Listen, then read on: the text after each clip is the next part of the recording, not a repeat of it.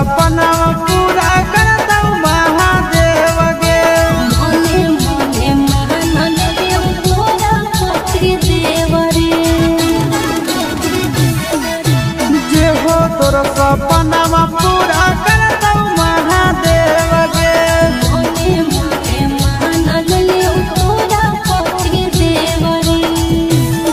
आज माला चढ़ावन के करल जोड़े जोड़े गे। माला चढ़ावन के करल जोड़े जोड़े गे।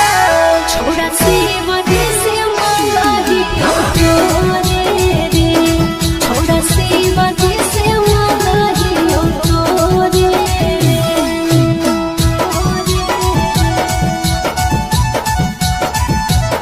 छोड़ा शिव से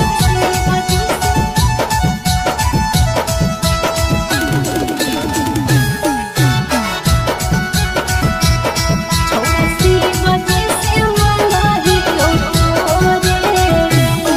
आगे जाइतो नहीं तो पसिया तोरा देखे